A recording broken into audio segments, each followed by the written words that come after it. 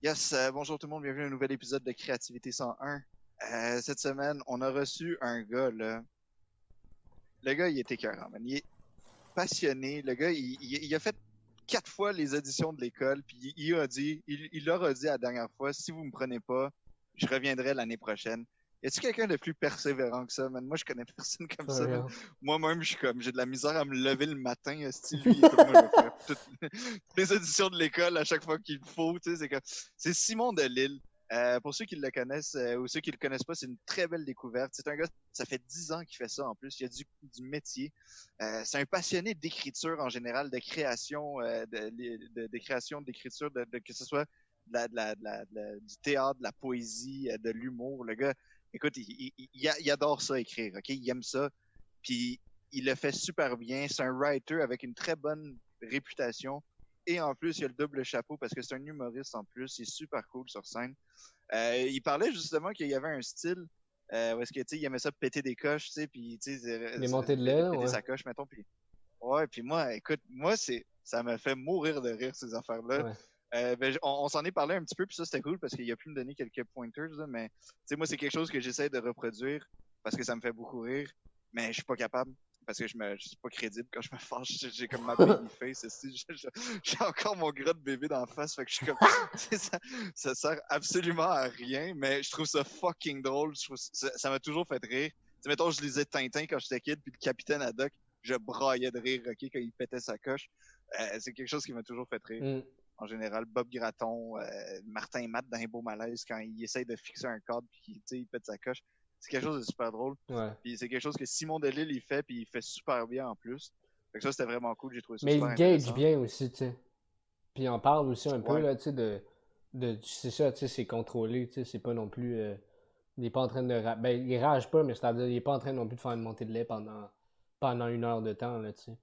Puis, Mm. mais ouais, Ouais, ben c'est ce qu'il disait que avec François Bellefeuille, justement, il a dû se réinventer un petit peu parce que tu sais, François, il s'est rendu compte qu'il pouvait pas crier pendant 1 heure et demie. ouais, Là, ouais, ouais. c'est comme physiquement impossible. Fait que tu sais, lui aussi, il a dû apprendre à le doser. Puis tu sais, c'est un de ses bons amis en plus. Fait que c'est cool, tu sais, ils ont pu, je suis sûr qu'ils ont pu se donner des trucs entre eux autres. Mhm. Fait que ça, c'est hot en Christ, tu sais. Puis c'est un gars qui a, non seulement il a de l'expérience, tu sais, Il y mais a du il a comme knowledge, beaucoup de vécu. Puis ouais, c'est ça, il a du vécu, il a comme de la connaissance. Puis en plus, il est rendu prof à l'école de l'humour depuis quelques temps, tu sais. Fait que genre, il transmet ça, il aime ça transmettre sa passion de la scène. Ça, c'était un sujet qu'on avait abordé pendant l'épisode, justement, tu sais. Fait que c'est quand même cool. Puis je trouve ça cool aussi qu'il puisse jouer avec son casting. Mm. Il y a un casting quand même particulier, tu sais, Simon Delille, propre à lui. Puis il y a pas d'ego là-dessus. Il aime ça jouer, faire des jokes sur son casting, puis jouer avec son casting. Fait que ça, c'est vraiment cool. Tu sais, moi, on m'a toujours dit, comment tu veux faire rire le monde si t'es même pas capable de rire de toi en premier? C'est comme une des plus belles leçons que j'ai appris, puis c'est exactement ce qu'il fait lui aussi, tu sais, fait que c'est génial. Ça. Ouais, Donc, ouais, il le met bien à l'œuvre. un très cool épisode, quand même technique, tu sais, on a beaucoup parlé d'écriture, mais c'était tellement comme naturel et ancré chez lui, là, qu'on dirait que ça a vraiment là, passé super cool, super intéressant. Moi, j'ai adoré Ouais, ça. vraiment. C'était vraiment intéressant. Ouais, vraiment, vraiment cool. D'ailleurs, guys, si vous aimez le podcast, si après cet épisode vous l'avez aimé aussi, n'hésitez pas comme d'habitude, la routine, like, partagez le podcast, commentez, whatever. Faites ce que vous voulez avec ça. Partagez le love, comme on dit. Donc voilà. Ouais, il y a des grosses choses qui s'en viennent quand même sur le podcast. On vient de booker un humoriste anglophone qui vient de Toronto. C'est personnellement, moi, un. Ouais, c'est un. Je pourrais pas dire celui parce que j'en ai trop, mais c'est vraiment un de mes humoristes que je préfère, que j'admire le plus. Il me fait énormément rire. Il a fait Just for Laughs, il a fait Juste pour rire. Il fait des shows aux États-Unis. Il est très très suivi sur les réseaux sociaux. Il est assez connu. C'est un gros nom quand même, donc ça va être un épisode qui va être en anglais, ça va être vraiment intéressant. Bref, il y a des grosses affaires qui s'en viennent sur le podcast. On reçoit du monde intéressant. Fait que abonnez-vous sur nos chaînes, abonnez-vous sur nos comptes perso, puis restez à l'affût. Fait que bon épisode la gang, puis c'est Simon Delille. Ciao.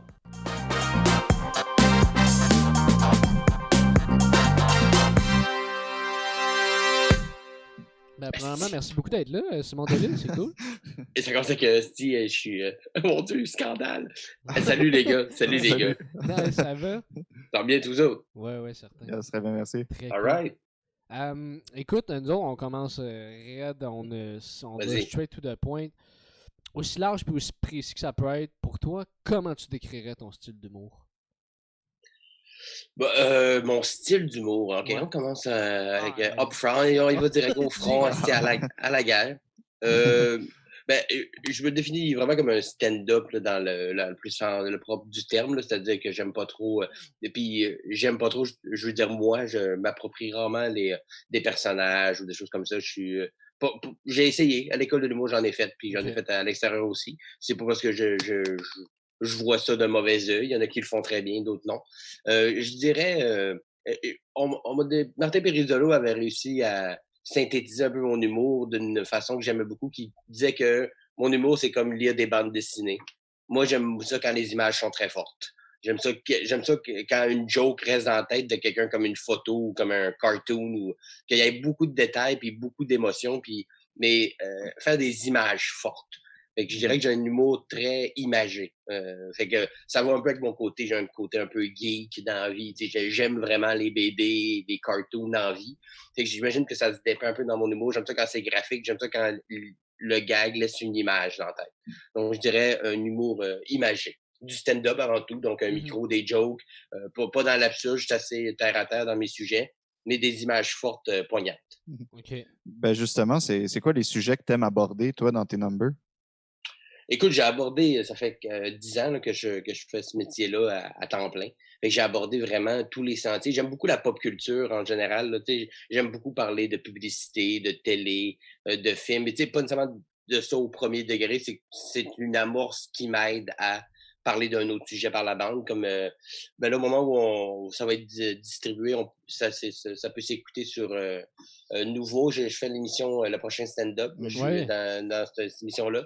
Puis dans mon premier numéro, je parle des blancs préférés de Marie-Lou. Marie-Lou, 2-3 fois par jour, maintenant, elle dit c'est quoi ses blancs préférés sur le site de Rona. Puis moi, j'ai trouvé, par hasard sur Facebook, j'ai trouvé cette page-là d'Internet. Puis je me suis mis à me questionner sur l'importance de savoir les blancs préférés de quelqu'un. Fait que l'amorce est assez de base de dire il y a cette pub-là sur le site de Rona. Puis après ça, j'ai creusé plus loin de pourquoi ça m'interpelle. Puis là, j'ai creusé plus loin jusqu'à temps que je me rende compte que c'est tout ce côté-là de demander l'avis à des gens sur des sujets qu'ils connaissent pas, puis voir ça comme la vérité. Fait que on est parti vraiment d'une joke de couleur de blanc qu'on se calisse, puis j'ai réussi à décortiquer ça pour rendre ça plus large. Fait que j'aime ça partir d'un petit détail puis le grossir après. Puis souvent, ça va dans une nouvelle qui s'est passée, dans une émission de télé, dans un film que j'ai vu. Ça passe souvent de ça. OK. Est-ce que t'es plus dans l'observation, dans l'anecdotique, ou est-ce que tu varies beaucoup? Il y en a un que tu fais plus que l'autre? J'essaie de varier. Je sais que Ouais. je suis plus dans l'observation, mais je me suis découvert je voudrais pas dire talent, plus comme j'aime de plus en plus faire de l'anecdote. Mais il y en a qui ont cette facilité-là de prendre une anecdote puis de l'agrémenter jusqu'à temps que ça devienne un bon numéro, quitte à inventer des bouts puis mettons, mettre un peu trop de crémage sur le gâteau. Moi, j'ai de la misère quand je parle d'une anecdote qui m'est arrivée, j'ai de la misère à même rajouter un élément qui est pas vrai, tu sais. Puis quand on fait de l'anecdote, pour le bienfait du gag, c'est correct de rajouter des petits éléments. Ça veut pas dire de prendre le monde pour des épais, là, mais c'est correct comme dans un film inspiré d'un fait vécu, tu rajoutes un peu de crémage pour que ça soit plus drôle, plus imagé. Fait que c'est quelque chose que j'apprends à faire de plus en plus, de manier la vérité pour que ça reste vrai, mais en rajoutant quand même une coupe de degrés de fantasme et de rêverie. Je dirais que l'anecdote, c'est quelque chose que je maîtrise de mieux en mieux puis que j'aime jouer avec. Mais c'est avant tout vraiment du stand-up, on peut dire d'observation ou de critique. J'aime bien faire des montées de lait aussi. J'aime bien me fâcher. Ironiquement, quand j'étais à l'école de l'humour, parenthèse, on le salue s'il nous écoute, Dominique Anctil, qui est le frère de Jean-Michel Anctil, qui était mon prof, qui était mon metteur en scène à l'école de l'humour. Lui, il trouvait, puis à ce moment-là, il avait tout à fait le droit de dire ça, mais il trouvait que c'était pas payant quand je me fâchais. Quand je me fâchais, j'avais pas l'air, j'avais pas l'air sympathique. Puis on dirait qu'on n'embarquait pas dans mon mood. Puis j'étais comme parti avec cette idée-là en tête que c'était pas drôle quand je me fâchais, pour me rendre compte que quand je le fais de la bonne façon, c'est drôle en tabarnak. Fait que j'ai comme réussi à C'est quoi qui a changé? apprivoiser. je sais pas, peut-être qu'il y avait un côté, quand je me fâchais, je me prenais trop au sérieux au début, puis ça avait trop l'air de. Je sais pas c'est quoi la différence qu'il a faite, mais j'ai accepté ce que les gens voyaient quand je me fâchais. Tu sais. Moi, dans ma tête, quand j'étais fâché, mais quand moi je suis fâché avec mon casting et tout ça, il y a quelque chose d'un peu ridicule. Fait que j'ai appris à comprendre ce que les gens voient quand je suis fâché et jouer avec ça. Tu sais. Fait que depuis ce temps-là, souvent dans mes numéros, puis si vous m'avez déjà vu sur scène, il y a des fortes chances que vous m'avez déjà vu sauter une petite coche. C'est toujours dosé et délibéré aussi. Mais puis il faut savoir que c'est une parenthèse, mais dans la vie, moi, j'ai une maladie qui fait que je sécrète pas d'adrénaline vraiment. Donc, je suis pas très à fleur de peau au niveau des émotions. Moi, quand quelque chose me met en crise, c'est quand ça vient chercher rationnellement. Donc, quand quelque chose pour Mhm. moi fait pas de sens rationnellement, c'est là que ça va aller chercher une espèce de petites deux fils qui se touchent là. Fait que souvent, quand ces combinaisons-là sont bien ancrées dans quelque chose qui marche pas, j'ai fait un numéro sur Jean Héroldi dans le temps que je faisais l'émission Quel âge me donnez-vous? Mhm. Partie moi, ça faisait pas de sens que faut que tu humilies quelqu'un avant de l'aider. Pour moi, ça faisait rationnellement pas de sens. Puis je me suis mis à m'emporter. Fait que là, j'ai l'air émotionnellement investi, mais de quelque chose de très rationnel. Fait que quand j'ai appris à faire cohabiter les deux, c'est devenu payant. Mais probablement que c'est vrai qu'à l'école, quand je maîtrisais pas encore tout ça, j'avais juste l'air en crise, puis ça, c'est pas drôle. Ouais. Fait que c'est Mais de jouer c'est entre les deux.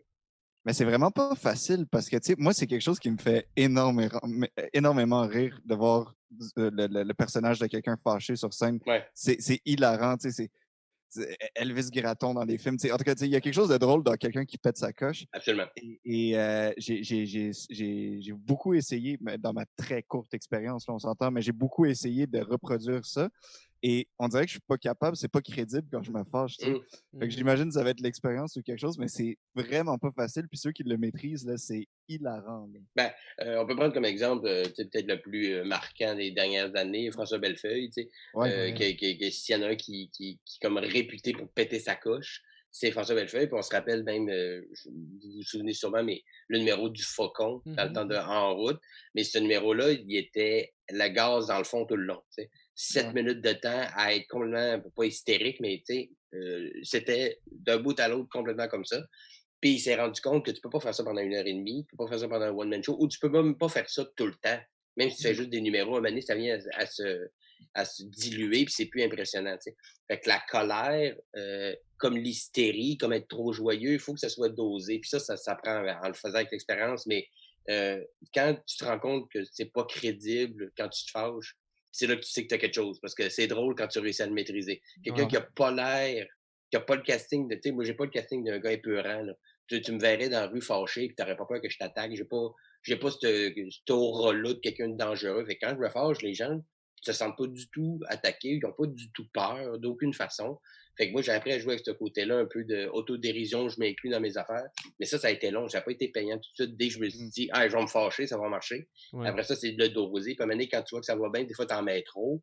Puis là, il faut que tu recules un peu. Il faut que tu trouves juste le bon dosage. Il faut que je pète une coche, mais il faut que le monde reste d'accord avec moi. Fait que quand ils sont plus d'accord, il faut que je redescende un peu, puis que je remonte, puis je redescende. Puis ça, ben, c'est à force de le faire que tu commences à faire le bon dosage, puis faire des bonnes montées. Tu sais, mais ça prend Ouais. avec le temps. Puis il y a une drôle de dualité aussi, j'ai l'impression, entre. Tu sais, nous autres, on s'est fait dire, on a pris des ateliers avec Frank Grenier, puis Frank, une affaire qu'il dit souvent, c'est d'être positif, que le capital de sympathie est important, surtout au Québec, Ouais, je pense. ouais, Puis c'est vrai, là, ça c'est sûr, c'est vrai. Mais il y a le côté aussi qu'on peut pas renier que c'est drôle quelqu'un qui se fâche, c'est drôle quelqu'un ouais, qui est dark, c'est ouais. weird comme dualité. Je sais pas si toi t'as Ben, une genre de ben, théorie là-dessus. Euh, en fait, c'est que l'humour part de ça. Là. L'humour part de quelque chose qui est. C'est un peu irrationnel de rire. Là. Juste Hmm. le fait de rire, là, d'expulser un son parce que la surprise est tellement forte puis l'élément est tellement fort que ça nous a fait rire. C'est quelque chose qui va contre nature, un peu comme la colère, de gueuler après quelque chose, après quelqu'un. C'est très, on dit un référent universel. Tout le monde s'est déjà fâché. Tout le monde a déjà vu quelqu'un fâché. Fait que si tu rentres sur scène puis tu amènes un numéro puis tu as un point à amener puis tu finis par être fâché, personne va se dire mais de quelle émotion on sait comme pas qu'est-ce qui la colère c'est clair, il est en crise, tu sais. Ouais. Puis en général, colère n'égale pas rire. C'est pour ça que la cohésion entre les deux va être payante parce que d'habitude quelqu'un qui est fâché, c'est qu'il est fâché ou il est triste ou il est amer. Puis quelqu'un qui rit, c'est quelqu'un qui est joyeux. Mais quand tu réussis à confronter les deux, ça devient très payant autant que si t'arrives de quoi de vraiment triste, mais que c'est vraiment drôle, tu sais, un exemple peut-être bien basique, peut-être que vous autres êtes un peu jeunes, mais Lévesque et Turcotte, est-ce que ça vous dit quelque chose? Dominique Non. Lévesque, Danny Turcotte, le fou du roi, tout le monde en parle. Ouais, ouais, Il y ouais. avait un duo avec Dominique Lévesque qui s'appelait Lévesque et Turcotte, puis un personnage de Dominique Lévesque, Feu Dominique Lévesque, qui s'appelait, ben, c'est le gars fatigué. Il était toujours, oh, je suis tellement fatigué, puis il arrivait sur scène tout accroupi, malade, il était tout le temps fatigué, la vie pour lui c'était de la merde, mais il était tellement pathétique, tellement triste, puis tellement à l'inverse de ce qu'on pourrait considérer comme de la joie que ce n'était drôle. Mais ça, avant d'atteindre ce niveau-là, il a fallu qu'il monte tranquillement, tu sais. Fait que je dirais que la colère égale pas nécessairement des sujets dark. Les gens qui se fâchent sur scène, c'est souvent pas pour des sujets qui sont si dark que ça. Mm. Mais on peut voir la corrélation entre les deux parce que souvent la colère égale sujet dark, égale sujet dur. Mais la colère fait du bien. Quand le monde est dans des shows d'humour, voir quelqu'un péter une coche sur un détail, ça détend voir quelqu'un Ouais, se c'est vrai. fâcher. Mhm. À part si vraiment ça vient nous chercher nous autres aussi, puis tout ça, mais moi, quand je pète des coches souvent sur scène, c'est sur des sujets que les gens ne sont pas émotionnellement investis. C'est moi qui mets beaucoup trop d'importance à un sujet qui n'en a pas tant que ça. Puis Ouais. ça fait comme ça ouvre les valves, les gens se laissent plus aller de Ah, il est tellement fâché pour n'importe quoi, c'est tellement ridicule pour dire que ça les détend, puis plus je suis fâché, plus ils trouvent ça drôle. Mais ça, c'était à force de le doser, puis il faut faire attention parce que être fâché en abordant un sujet dark, là, tu te mets un double boulet. Là, Mm. faut que tu gères ta colère, puis il faut que tu gères le sujet qui apporte de la colère naturellement. Fait que là, ça commence à être beaucoup de choses à tirer, mais je pense que se fâcher contre des bonnes affaires au bon moment peut attirer beaucoup de sympathie, ironiquement. Ouais. Ouais.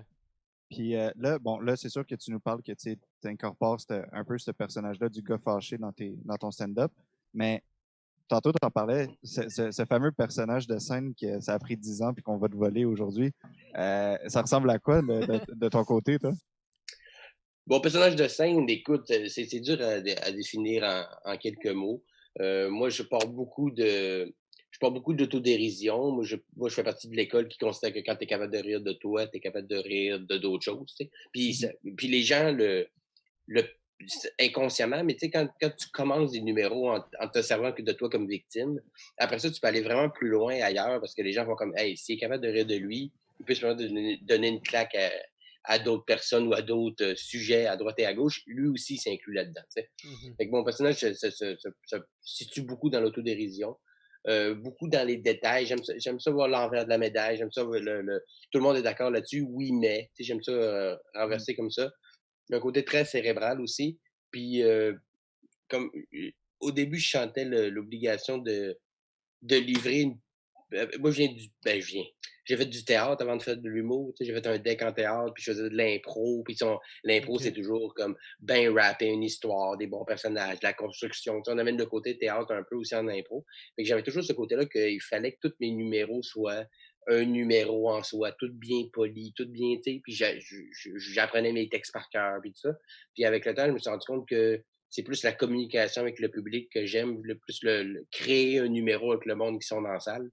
Fait que je me sens beaucoup d'autodérision. J'improvise quand même un peu dans mes numéros, surtout quand j'étais en période de création, quand je suis en train de monter un numéro, je me laisse toujours des plages à l'improvisation. Puis je me laisse le droit de vivre l'émotion qui me plaît sans me dire est-ce que les gens vont trouver ça drôle. Moi, si ça me manquerait, je vais le livrer comme ça. Fait que comment je le définirais, mon personnage de scène, je le définirais comme très, très honnête, très humble, puis très conscient du casting qu'il projette aussi. Quand j'ai appris à vraiment bien gérer ce que les gens voient sur scène, le gars chauve, pas de sourcils, un peu chubby, tu sais, quand j'ai vu ce que les gens voyaient de moi, j'ai réussi à m'en servir. Et ça fait partie de tout mon personnage de scène qui évolue constamment. Peut-être que dans 5 ans, si on s'en reparle, je te dirai autre chose. Mais je pense que je suis parti de petits détails que je savais déjà, puis je les ai grossis. Mhm. Est-ce qu'il Un est quand rôle. même proche de toi, Oui, présentement? très. Oui, Ouais. oui, très. Oui, absolument. Absolument. Dans la vie, moi, je suis très, très proche de ce que je suis sur scène. Tu sais, c'est sûr que sur scène, je suis un peu plus colérique, je fais plus d'envolées lyriques, mais même dans la vie, si je m'emporte d'une discussion sur un sujet qui vient me chercher rationnellement avec des gens, je suis du genre à partir comme faire mon stand-up sur sur ce sujet-là. Là. Tu sais, je suis un peu souvent en prestation là, quand j'étais avec des amis. Fait que je dirais que mon personnage de scène ressemble quand même beaucoup à celui qui est sur scène. Celui qui est sur scène est plus tranchant et plus cinglant un peu. Dans la vie, je suis très zone grise. J'aime ça mettre de l'eau dans mon vin. Je suis un bon. J'aime ça que tout le monde aille un morceau de la tarte, tu sais. Alors que sur scène, je suis plus drastique. Et ce côté-là, ça ressemble moins. Mais oui, sinon, niveau delivery, niveau énergie, sur scène comme dans la vie, je dirais que ça se ressemble beaucoup. OK, OK. Puis comment il a évolué depuis? Là, tu disais justement dans 5 ans, tu sais pas nécessairement il va être où. Mais il y a 5 ans, il était où? Ça a commencé comment, toi, ton parcours en humour du point de vue du personnage, mettons? Ben, comme je dis, au début, je voyais vraiment ça comme plus comment je vous l'expliquerais bien? Parce que, comme je dis au début, vu que je venais de plus du théâtre, apprendre des textes, puis c'était plus comme livrer plein de petites performances. Tout faisait pas partie d'un tout. Là, je considère que tous mes numéros, tout ce que je fais, fait partie d'un ensemble, de quelque chose que je travaille de façon globale et non pas. Avant, je voyais vraiment chaque numéro comme des morceaux indépendants, chacun des autres. T'sais. Je m'en rends compte aujourd'hui. Quand j'étais à l'école, à tous les vendredis, il fallait écrire un numéro. Puis quand je suis sorti de l'école, ben, j'écrivais des numéros presque toutes les semaines pour animer au pub où j'animais. Fait que je compartimentais beaucoup plus mon humour. Vraiment, je faisais un numéro, je le travaillais. Il est bon, il est pas bon. OK, je le jette ou je le garde, on passe à autre chose. Puis je y allais comme case par case comme ça. Puis je me suis rendu compte après que c'est pas comme ça comme moi j'aime travailler. Il y en a peut-être qui aiment mieux ça comme ça, puis c'est parfait. Là. Mais moi, j'aime mieux travailler ça comme un ensemble, que ce numéro-là, si je l'ai écrit, si j'ai travaillé, c'est pour me donner une swing pour le prochain, pour me donner une swing pour le prochain. C'est comme plus une boule de neige, puis c'est comme ça que je monte mes shows maintenant. Avant, je montais les shows comme, hey, j'ai 60 minutes de stock, on va tout décoder un peu après l'autre, ça va être 60 minutes de bon gag, that's it, that's all. Alors que là, j'aime plus quand il y a un thème global, j'aime plus comme travailler un sujet, puis vraiment voir tout l'enrobage, tu sais. Et je dirais que ça n'a pas changé tant que ça. C'est sûr que nous, l'écriture, ça s'est affiné. Je sais avant, tu sais, en écrivant, je sais qu'un gag est bon ou qu'il l'est pas. J'ai un meilleur gauge, mettons, pour ça. Comme tout le monde, ça se fait rien avec l'expérience. Ouais. Mais sinon, c'est ça. Je vois plus ça comme un ensemble que comme des compartiments. Et je travaille plus comme ça. Des fois, je travaille un numéro, puis je pensais que je m'en allais vers ce thème-là. Finalement, non, il m'envoie vers autre chose. C'est que je l'envoie dans un autre bout de mon show. Puis tu sais, je travaille ça plus, comme je dis, là, dans un ensemble que par des petits morceaux. Ouais, ouais. Puis là, tu disais que tu fais beaucoup de stand-up assez pur. Est-ce que c'est comme ça que t'as commencé aussi quand t'es rentré à l'école et tout? Oui, absolument. Puis c'était mes influences aussi, tu sais, ce que j'écoutais. Tu sais, moi, j'aime pas trop le jeu des comparaisons, tu sais, mais si, mettons, ce qu'on me ferait le plus plaisir à me comparer à, ce serait genre Martin Petit, mettons, au Québec, là. C'est ce que ce qui s'approche le plus de ce que moi, je voudrais être comme stand-up, là, dans ce style-là, dans cette approche-là, dans ce delivery-là. Je veux Ok. pas le copier, là, il y en aura juste un Martin Petit, mais mettons dans le style qui me ressemble le plus ou que moi vient plus me chercher, c'est ce qui me fait le plus rire moi, ce serait lui, tu sais. Puis Ok. déjà avant l'école même, c'était ça aussi. Puis j'écoutais beaucoup dans le temps Dieu donné, dans le temps du show Mes excuses et tout ça. J'aimais bien ce côté-là un peu cinglant, confrontant. Puis quand je suis rentré à l'école, j'étais vraiment dans. Tu sais, j'ai pas vraiment changé de style en tant que tel. C'est sûr qu'à l'école, j'ai essayé des personnages, j'ai essayé des quatrièmes murs, tu sais, de parler à quelqu'un qui est pas là. J'ai essayé, puis l'école est faite pour ça aussi, c'est essayer des patentes. Puis ça m'a appris certaines techniques d'écriture que je me sers encore aujourd'hui, mais que je suis pas parti très loin de où j'ai commencé. C'est sûr qu'au niveau efficacité, j'espère que ça a pris une certaine coche. Mais ben, sinon, je fais pas le bon métier. Tu sais. Mais niveau style, niveau énergie, ça reste quand même pas mal pareil à ce que je voulais faire au départ. Ok. Ok, Euh, ok. Justement, parlons-en de l'école. Euh, pour ceux qui ne le savent pas, tu as été très persévérant pour enfin rentrer à l'école. Oui. Peux-tu nous parler de tout ce cheminement-là, de l'avant l'école, après l'école, de toutes Oui. les différentes auditions que tu as eu à faire et tout ça? Moi, je trouve que c'est très inspirant comme histoire. Tu checkes pas Ah, ton ben, mic, Sacha, par contre, parce que je sais pas si ouais. toi, Simon, tu l'as entendu. Ouais, Oui? je l'entendais un peu comme Ouais, un tu peu. Ah, ok, checkais. excusez. Ah, là, Ah, c'est là, bon. ça a revenu, ouais. Mais Excellent. mon trajet ouais, jusqu'à l'école a été laborieux un peu. Ben, ma première audition que j'ai faite à l'école d'humour, c'est en 2005. À ce moment-là, j'étais au Saguenay. Moi, je viens de Chicoutimi, donc j'étais au Cégep de Jonquière en théâtre. Ok. Puis à ce moment-là, je voulais, en fait, j'étais pas, mais je voulais plus être un acteur. Je voulais plus être un poète un peu sombre. J'aimais le côté, le spleen, là, tu sais, un poète maudit, là, tu sais, je trouvais, peut-être, tu rentres au cégep, tu lis du Baudelaire, tu sais, tu fais comme fabuleux un peu. Fait que j'écrivais de la poésie, puis je faisais du théâtre, je faisais des tragédies grecques. Peut-être qu'un jour, aux enfants de la télé, on verra des extraits de moi qui joue Phèdre. Euh, avec des vers. Mais Mais parenthèse, j'ai fait une pièce de théâtre au cégep qui m'a demandé d'apprendre 255 vers en alexandrin. Ah, Ça, tabarnak. Tabarnak. puis ça, je l'ai fait sans me tromper, puis ça m'a servi en humour. Aujourd'hui, apprendre 7 minutes pour vrai, je trouve vraiment pas un problème parce que j'ai fait ça, tu sais. C'est une Oh my parenthèse. God. Mais en 2005, c'est ça. Un moment Tu donné, veux pas, comment tu dis?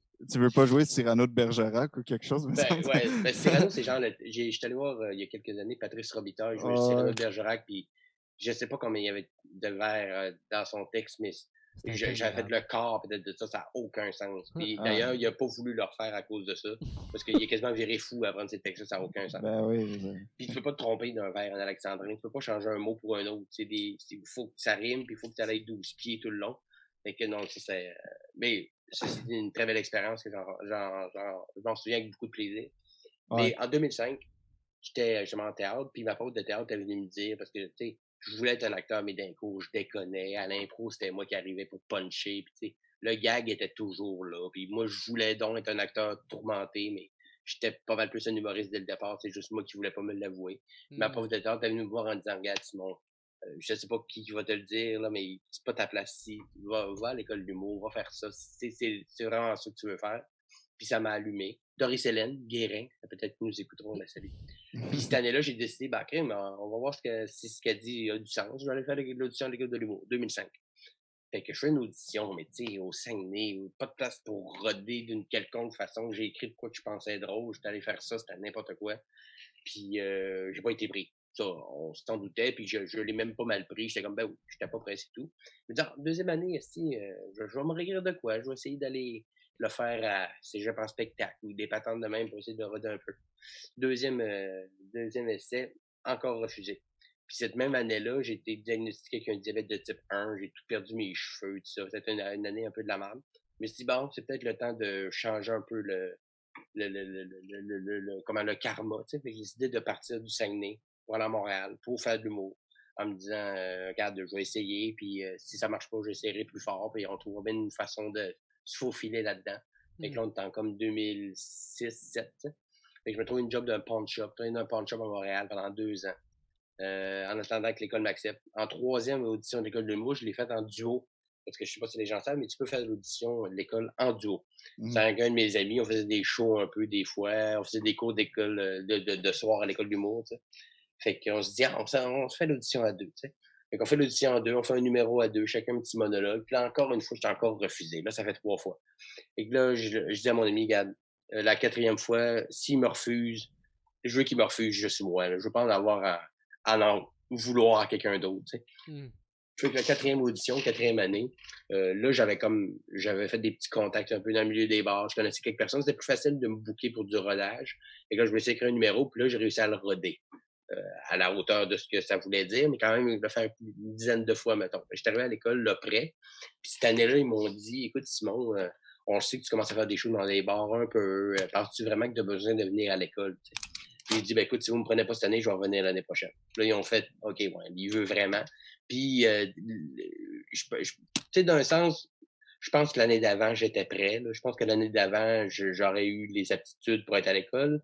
Mais l'année d'avant, j'aurais été avec d'autres gens qu'aujourd'hui, je me rends compte que j'aurais peut-être moins appris finalement qu'avec les gens avec qui j'étais, c'est-à-dire Adib Al-Khalidé, Pierre-Bruno Rivard, Charles Beauchesne, Jérémy Larouche, Francis Papineau. Tu sais, une gang avec qui j'ai appris beaucoup puis j'ai plus fait de beaux contacts, des bons amis là-dedans. Fait que ça a pris 4 ans avant qu'ils me disent oui. Puis maintenant, je suis enseignant à l'école de Beau.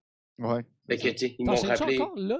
Ben, pas en ce moment-là, là, pas cette session-ci, mais l'année passée, j'ai été enseignant pendant 2 sessions pour les deuxièmes années pour leur numéro de tournée. Moi, j'étais coach d'écriture. OK. Fait qu'ils m'ont refusé 4 fois, mais ils m'ont rappelé pour que j'enseigne plus tard. Fait que, tu sais, comme quoi, c'est pas parce que tu te fais refuser une fois, 2 fois, 3 fois que t'es pas bon, t'es peut-être juste pas prêt, ou c'était peut-être juste pas le bon moment. Ou, tu sais, il y a des gens fantastiques qui ont été refusés à l'école de l'humour, là, qui sont très, très, très doués. Puis ça veut rien dire. Moi, comme petit gars du Saguenay, l'école de l'humour, puis les galas juste pour rire, c'était ce que je connaissais de l'humour. Tu sais. Dans ma tête, réussir, c'était de faire un gala. d'avoir son one-man show puis de faire de l'école. C'était comme la triade de la réussite de l'humour parce que c'est ce que je connaissais. Puis dans ce temps-là, c'était un peu ça. Il n'y avait pas tout le circuit des bars qu'on connaît aujourd'hui. Ben, aujourd'hui, pas en ce moment. Je dirais que c'était tranquille au niveau circuit des bars. Mais vous comprenez ce que je veux dire? Aujourd'hui, tu peux jouer 10 fois dans la semaine si tu veux. Dans le temps, il y avait le Saint-Cyboire, puis c'était pas mal ça. Fait que c'était un peu vrai. Fait que moi, je voulais faire de l'école, peu importe ce que ça demandait comme argent, comme investissement. Dans ma tête, il fallait que je passe par là. Puis j'étais bien destiné à ça. Puis j'ai fini par avoir ce que je voulais. Fait qu'en 2008, je suis rentré à l'école de l'humour, puis je suis sorti en 2010. Puis ton passage a été comment? Moi, écoute, je dirais que la première année, la première année, puis c'est 2 ans. Première année, j'étais tellement content d'être là. J'avais tellement attendu ce moment-là que la première année, je dirais que j'ai peut-être été un peu trop éponge. C'est-à-dire que tout ce qu'on me disait, je prenais ça pour du cash. Puis il y a des bons conseils qui se sont dit à l'école, mais ça reste des conseils. Il faut que t'en prennes, il faut que t'en laisses. Faut prendre une distance par rapport à ça. Mais moi, la première année, j'étais comme juste, hey, enfin, ils m'ont dit oui. Je vais tout prendre si vous me dire. Je vais tout prendre. Fait que la première année, j'ai peut-être été un peu trop. Ça m'a fait comprendre d'autres choses en même temps, mais j'ai peut-être été un peu trop éponge de tout vouloir. Ah, ça, je vais l'appliquer. Ah, ça, c'est un bon conseil. Ah, lui, il a sûrement raison. Ah, moi, je suis pas d'accord avec lui, mais c'est sûrement lui qui a raison. T'sais. Fait que la première année, peut-être que j'en ai trop donné. Puis la deuxième année, j'avais trouvé un certain équilibre, je pense. Puis encore aujourd'hui, je pense pas que l'école est faite pour tout le monde. Je pense qu'il y en a que ça leur servirait à rien de faire ça. Moi, ça m'a appris une rigueur surtout. Là. Moi, je peux facilement procrastiner dans la vie. Là. J'aime bien ça remettre au lendemain. Puis je suis pas paresseux, mais je peux facilement devenir paresseux. Mais à l'école, tu peux pas faire ça. Tu as des cours, tu as des notes, tu as des comptes à rendre. Fait que ça m'a appris une rigueur de travail qui m'a été très utile par la suite. Fait que je dirais que c'est beaucoup ça que j'ai appris. Oui, des cours, oui, certains profs en particulier, mais de façon générale, la rigueur et de se faire confiance. Parce que c'est pas parce que quelqu'un d'établi te dit quelque chose que forcément c'est vrai. Il faut le prendre, il faut l'analyser, vraiment faire le travail d'y réfléchir, mais ça veut pas dire qu'il y a raison. T'sais. Fait que ça m'a appris ces deux choses-là, puis même si c'est juste ces deux choses-là, ça aura valu la peine de faire pour ça. T'sais. J'ai appris plein d'autres choses, mais même si ça avait été juste ces deux autres choses-là, ça aurait valu la peine que je le fasse. Ouais. Puis j'imagine tout ça, là, les refus, l'enchaînement de refus pour finalement être accepté, ça a dû tellement te motiver, là, puis ça a tellement dû avoir un gros effet sur tout le reste après. Ben, la résilience, beaucoup, là, tu sais.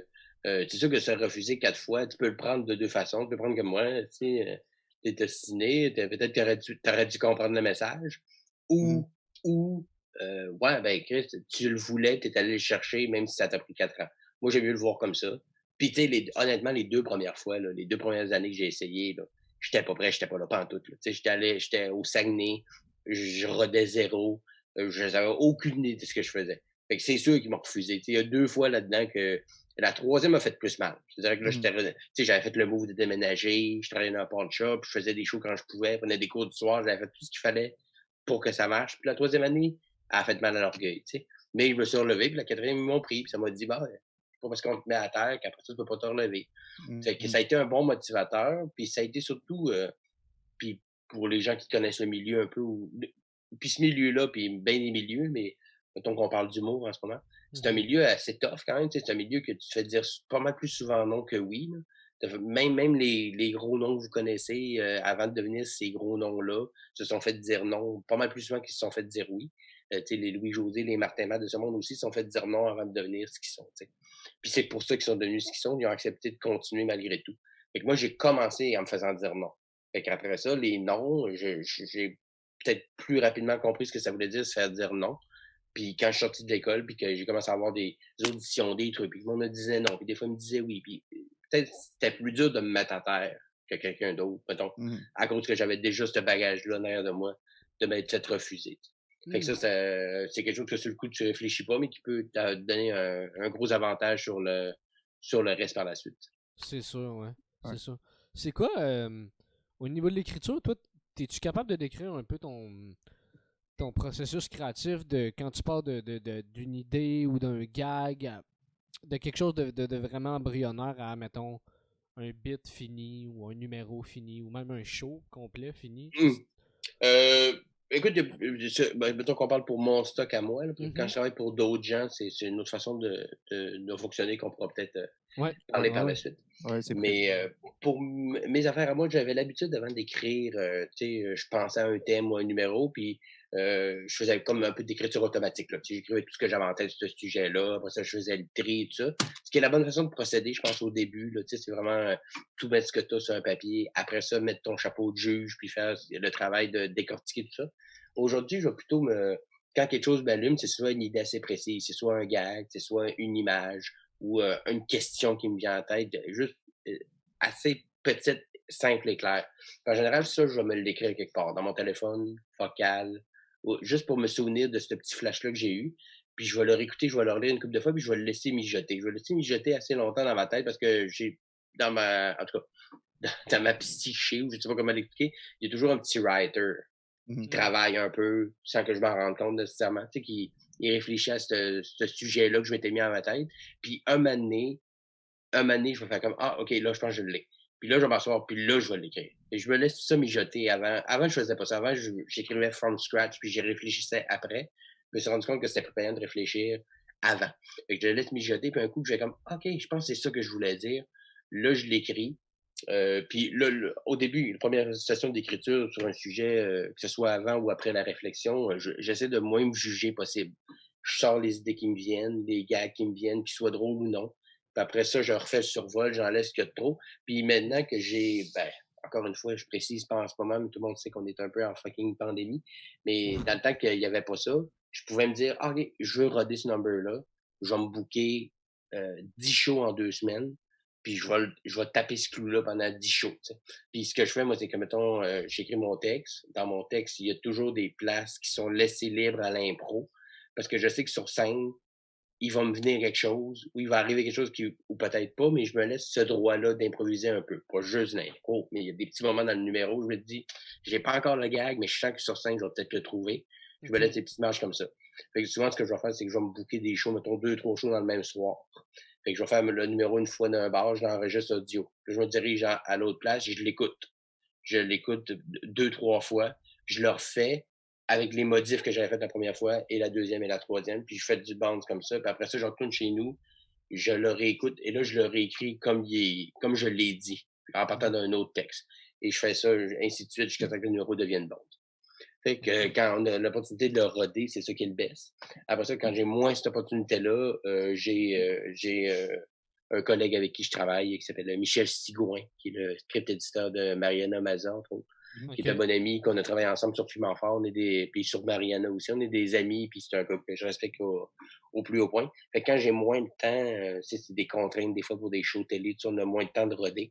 À ce moment-là, je vais l'envoyer à lui, qui va être comme un peu mon test, comme si c'est lui, il valait plusieurs publics. À mon avis, il y a un sens de l'humour assez aiguisé pour valoir plusieurs rodages à lui seul. Tu sais. Ok. Fait que je travaille comme ça. Mais avant, je voulais vraiment avoir un texte que tant qu'il n'était pas écrit comme il faut, puis je ne pouvais pas l'apprendre par cœur, je ne pouvais pas le faire. Aujourd'hui, je me laisse. Oui, il y a des gars que je sais comment je vais les dire. Je les apprends, je me pratique un peu, mais je me laisse des places libres à l'impro puis à surfer là-dessus pour me laisser le droit des fois, parce qu'il y a bien des gars qui me sont sortis comme ça sur scène parce que je m'étais laissé le droit de les faire. Puis si je les avais pas écrits ces moments-là où je me dis, là, tu as le droit d'improviser, peut-être que je les aurais pas fait puis ils seraient pas sortis. Fait que c'est comme ça que je le construis vraiment. Mélange d'impro, d'écriture, puis de réécriture beaucoup. Tu sais, moi, je suis pas du genre que j'écris un texte puis c'est ça puis il bouge plus. Il va bouger tout le long jusqu'à temps que je le fasse d'un gala ou d'un one-man show. Ouais, ouais, ouais. Puis sens-tu que c'est nécessaire de. Tu sais, c'est sûr, chaque personne est différente, mais selon toi, tu sens-tu que c'est nécessaire de se laisser un petit moment d'impro? Puis juste Pas, pour se nécess- laisser la liberté de repuncher ou. pas nécessairement. Il y en a que ça insécurise beaucoup. Il y en a que ça va les stresser de savoir qu'ils se sont laissés cette liberté-là.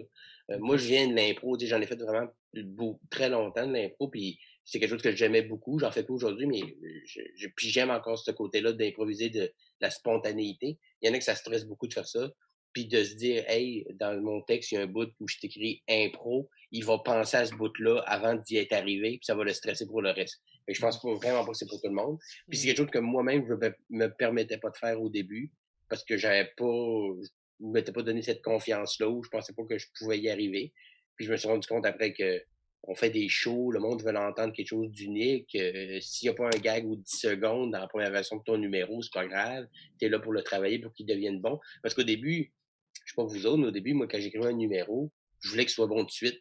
Ouais. Je voulais qu'il rentre là. Pas Ouais, dans ouais. 3 semaines, pas après 10-12 rodages. Je voulais que ça soit bon là. Alors que la vérité, c'est que c'est rarement bon là. Si dans ta V1, tu as une coupe de bons rires, puis que le monde t'ont suivi tout le long, t'es dans la bonne ligne. Rajouter des gags, c'est le bout de facile. Être intéressant, c'est le bout de difficile. Fait que pour être intéressant, moi, il faut que je me laisse un peu de latitude, il faut que je me laisse le droit d'improviser puis de chirer un peu à droite puis à gauche, parce que sinon, c'est pas moi. C'est pas moi qui sera intéressant. Fait que je le disais aux élèves à l'école, c'est pas mal plus dur d'être intéressant qu'être drôle. Puis quand j'ai un bon numéro intéressant, que le thème est original, que l'angle est bon, rajouter des gags après, c'est le bout de facile. À mon sens à moi. Ok. Mais il y en a pour qui c'est l'inverse. Il y a mieux partir avec des gros liners, des gros killers, ça les sécurise, puis ils vont broder le thème autour. Puis il n'y a pas de manière meilleure que l'autre. Moi, je préfère la manière de un bon squelette intéressant avec de la viande. Puis après ça, rajouter des gags, ce sera le bout qu'on fait après. Ouais, ouais. Les gags improvisés, ceux que tu écris sur scène finalement, l'idée derrière ça, selon toi, c'est-tu juste que tu veux que ça soit des gags qui sonnent plus naturels, moins écrits, justement? Oui, peut-être, puis parce que c'est pas la même partie du cerveau qui fonctionne quand j'écris que quand je performe, tu sais. Ouais. En tout cas, je compartimente la tête à ma façon, je suis pas neurologue, mais dans ma tête, quand je suis sur scène, c'est pas le même Simon qui travaille que quand je suis assis chez nous à écrire. Puis moi, être assis devant un écran pendant 6 heures à checker mon texte, honnêtement, je fais pas ça.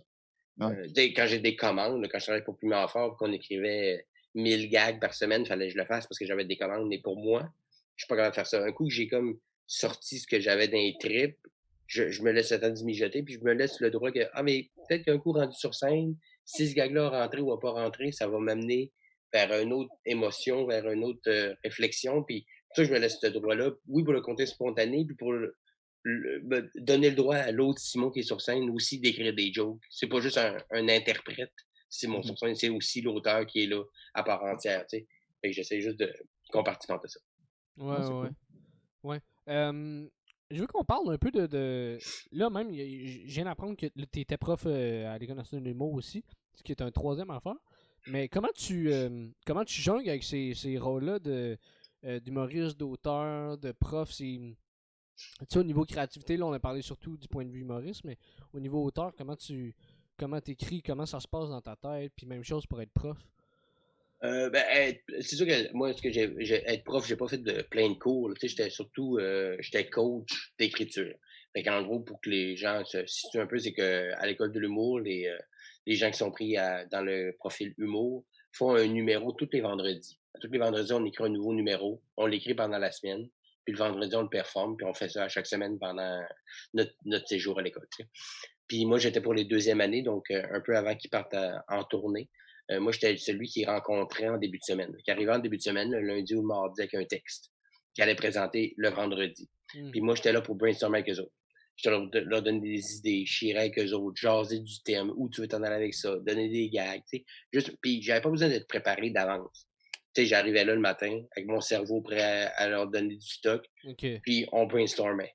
Et tu sais, ça, c'était pas quelque chose que j'avais besoin de faire de travailler en amont ou en aval, c'était vraiment sur le moment présent. Puis moi, brainstormer, c'est une de mes forces, j'aime beaucoup ça. Ok. Brainstormer sur. On m'appelle souvent pour aller brainstormer sur plein de trucs. J'aime ça. C'est très spontané. J'arrive là, on travaille pendant 2-3 heures, puis c'est fini. Moi, c'est le genre de contrat que j'aime bien. Fait qu'à l'école de l'humour, j'avais pas besoin de temps de me préparer en tant que tel. C'était plus comme mon expérience qui venait à chaque fois. Vu que ça fait 10 ans que je fais ça, c'est pour ça qu'ils m'avaient engagé. C'est pour la crédibilité que j'avais au niveau de mon expérience. Quand je travaille pour d'autres, quand je travaille pour d'autres, puis je l'ai déjà dit dans d'autres podcasts, mais j'aime la distance émotionnelle que j'ai par rapport aux autres textes. Tu sais, quand quelqu'un m'envoie un texte, je ne vais jamais contre mon intégrité. Je n'écrirai jamais un texte sur quelque chose à laquelle je ne crois pas ou qui va contre mes valeurs. C'est jamais arrivé, mais peu importe. Mais quand quelqu'un m'envoie un texte et qu'il me dit qu'il veut parler de son déménagement, mais d'un sens, je m'en crisse son déménagement. Dans le sens, c'est pas le mien. J'ai pas vécu ce déménagement-là. Je suis pas émotionnellement investi par ce déménagement-là. mais je suis capable de le voir comme un fait humoristique. Fait que là, je deviens juste comme un sniper. Oh, excusez, j'ai étouffé, ma gorge sèche un peu. Fait que c'est ça, j'ai une distance émotionnelle. Fait que quand les gens m'envoient un texte pour que je les travaille, souvent, je vais être vraiment plus en mesure de tomber dans un mode écrire des jokes. Fait que là, mon cerveau se sépare comme en champ lexical. Fait que je vois, mettons, quelqu'un, il parle de déménagement, puis là, il parle de déménager un sofa. Puis là, mais dans ma tête, il va y avoir tous les mots qui peuvent être liés à sofa qui vont s'ouvrir. Puis je vais essayer de trouver le plus de nombre de gags possible que je peux rentrer là-dedans. Fait que, sans me demander, est-ce que c'est vrai? Est-ce que ça va chercher une valeur que je veux? Je sais pas trouver de sous-texte, j'essaie de trouver des jokes. À part quand quelqu'un me demande de script édité, que là, il faut qu'on réfléchisse au numéro. Et quand on m'engage comme un auteur, on m'engage pour puncher, on m'envoie un texte, on me dit Simon, drop des jokes là-dedans. Ben, je drop des jokes. Puis j'envoie toutes. Moi, vous pouvez demander à ceux avec qui j'ai travaillé. Je leur dis d'avance. Moi, comment je travaille, c'est que je ferai pas le tri des meilleures et des moins bonnes jokes. Je vais toutes les envoyer parce que peut-être qu'elle que moi je considère comme étant moins bonne va t'allumer sur autre chose. Puis après ça, va te faire du millage sur une autre patente. Puis ça t'appartient, tu sais. Fait que moi, je travaille vraiment comme un sniper, mais à mitraillette, mettons. T'sais. Beaucoup de cartouches. Fait que j'envoie du gag. Moi, c'est quand je travaille comme script éditeur, comme j'ai fait avec Guillaume Pinault, que je fais en ce moment pour Maud Landry. Ben là, on regarde ça plus d'une façon générale. On regarde le show complet, comment on va lier les numéros ensemble. Puis ça, c'est beaucoup des discussions qu'on a avec l'artiste et moi. Moi, je pense que ce numéro-là pour aller là parce que je pense de telle affaire. Puis là, je suis pas tant là pour ajouter du gag, plus que pour ajouter une cohésion. T'sais. Et ça, c'est un travail plus que je fais avec l'artiste en communiquant, en disant ce numéro-là, on devrait l'enlever, on devrait le tasser, on devrait le mettre là. Fait que c'est on raboute et on fait comme une courte pointe. Tu sais. Puis quand je travaille pour moi, ben, c'est les deux. Ce que je viens de nommer il faut que je le mette en même temps. Puis en plus, je suis émotionnellement investi. Ouais. Parce que c'est des numéros, si je décide de parler de ce sujet-là, c'est forcément un sujet qui me touche, peu importe la raison qui me touche. Fait que c'est ce que je trouve le plus dur. Écrire pour moi de loin, c'était vraiment ce qui est le plus difficile. C'est ce que j'aime le plus d'un sens aussi, mais ce qui est vraiment ce qui est le plus difficile. Fait que, je mets des chapeaux différents pour chacune de mes tâches, puis quand j'arrive à moi, j'ai l'impression d'avoir 3 ou 4 en même temps. C'est pour ça que je trouve ça, tu sais, parce qu'il faut que je sois et le script éditeur et l'auteur, même si j'engage des gens pour m'aider comme Michel Sigouin, je reste comme pas mal le seul qui travaille sur mes textes. Je travaille pas mal tout seul sur toutes mes affaires. Fait que puis je peux pas avoir de distance émotionnelle, je peux pas me calisser de ce que je veux dire. Je peux pas écrire des jokes aussi facilement sur mes textes que sur les textes de quelqu'un d'autre, ce qui est ironique. Fait que mais je les approche de la même façon, c'est-à-dire que je dis jamais rien, je dis jamais non à rien dans la vie. Moi, j'ai dit oui à toutes les patentes. J'ai fait 100 000 affaires d'écriture puis d'humoriste. Ça m'a servi aujourd'hui. Puis quand j'aborde un thème en tant qu'humoriste, jamais je me dis d'avance, le monde ne trouveront pas ça drôle. Je vais trouver une façon de trouver ça drôle. Puis il y a des sujets que j'ai abandonnés en cours de route, mais de façon générale, je les fais toujours de front. Puis je suis toujours fier de ce que j'envoie. C'est ça pour moi. T'sais, jamais je dis j'envoie toutes mes gags, mais j'envoie toutes les gags que moi j'ai décidé d'envoyer. C'est-à-dire que je veux rien envoyer en disant off. Il y a des affaires là-dedans, c'est vraiment de la merde. À ce point-là, tu comprends? Je fais quand même un léger tri. Mais avec l'expérience, ces gags-là, ils nous popent dans la tête et on les écrit même plus. J'écris des fois des jokes pour Mariana, il y a un gars qui me vient, je suis comme, ben non, ce gag-là n'a pas de raison d'être, puis je l'écris juste pas. T'sais. Mais fait que voilà, c'est un peu comme ça que je l'approche des trois. Puis c'est vraiment 3 parties du cerveau qui fonctionnent différemment. Fait que pour moi, d'une journée, je peux travailler sur un de mes numbers, je peux brainstormer sur un autre sujet télé qui n'a pas rapport, puis puncher pour Dominique et Martin. Puis selon moi, c'est comme si j'avais fait trois jobs différentes. Fait que je suis pas comme plus épuisé parce que j'ai travaillé beaucoup dans la journée, parce que selon moi, c'était 3 affaires différentes qui ont fait fonctionner 3 parties de mon cerveau différentes. Fait que je suis comme fatigué égal à 3 places. Okay.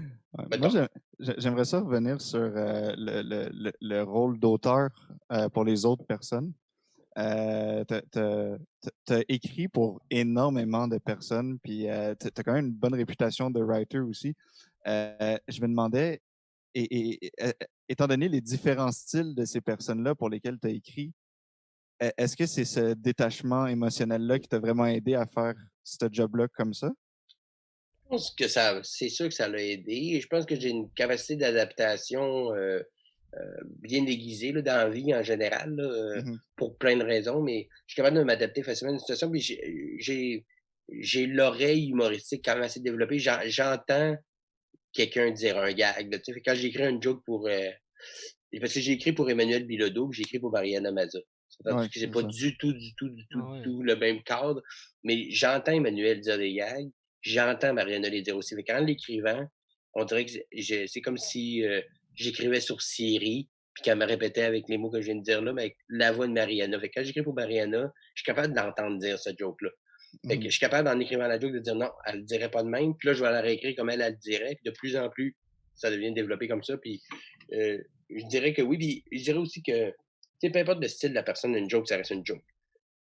Une bonne joke, ça reste une bonne joke. Après ça, le mot que tu vas choisir va dépendre de qui va le dire, mais ça reste un gag, tu sais. Fait que des fois, on dit, tu sais, écrire pour Mariana puis écrire pour Annabelle Bilodeau, ça semble être très opposé, mais d'un sens, ça n'est pas tant que ça. Parce que ça reste des jokes. Ouais. Ouais. D'êtres humains qui parlent d'affaires d'êtres humains pour faire rire des êtres humains.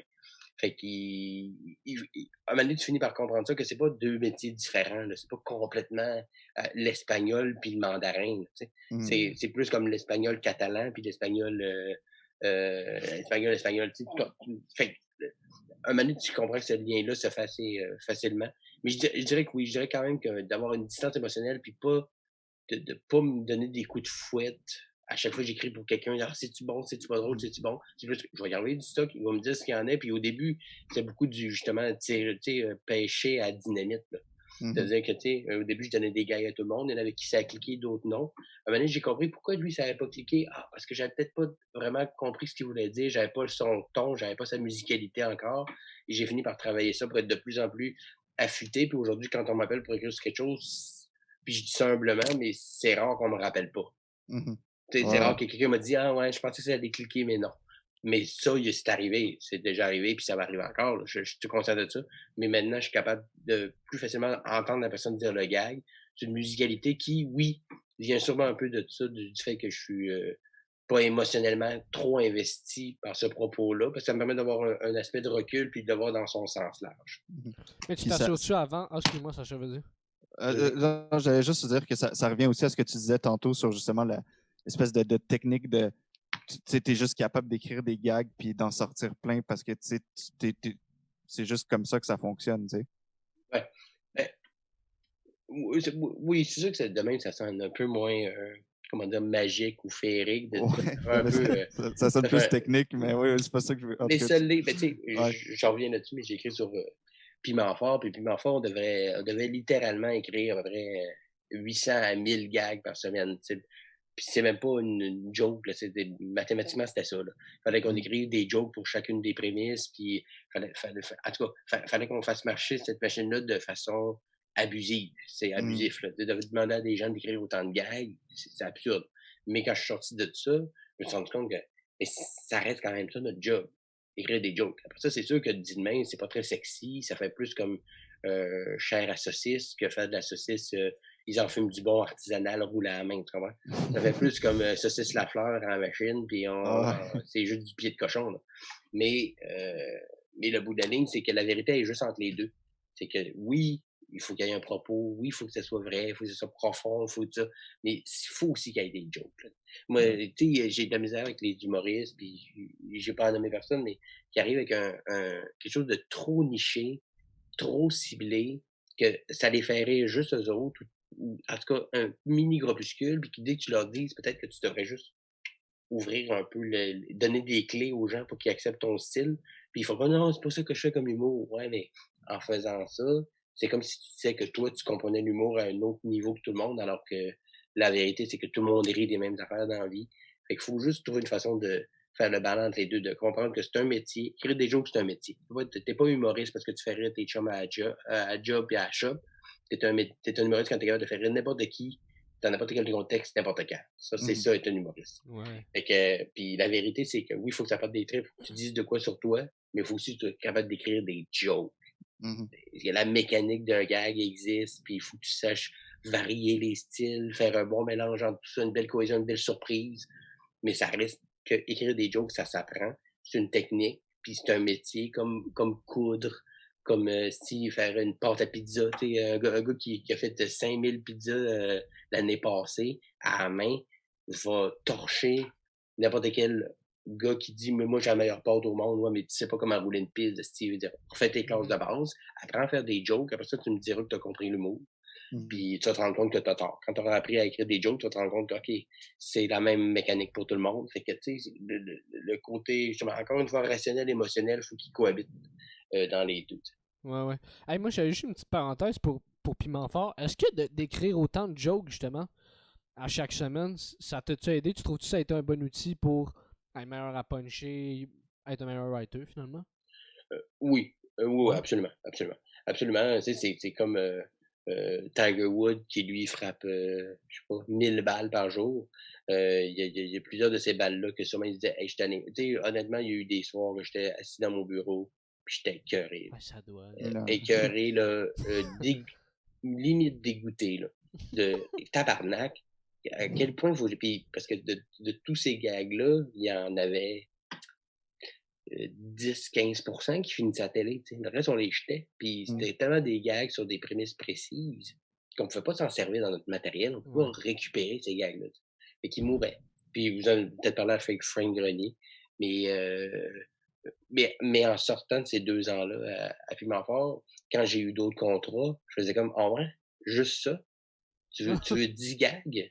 OK, donne-moi 20 minutes. Tu sais, c'était quelque chose à ce point ridicule que tu veux 10 gags sur. Tu sais, j'ai écrit un peu pour Joe Roberge à la radio, dans le temps qu'il faisait le petit Roberge illustré, ou en tout cas, des genres de gigs où on nous demandait des liners. Tu sais. Puis il me donnait le thème, mettons, le matin. Puis il disait, OK, demain, je voudrais parler des funérailles.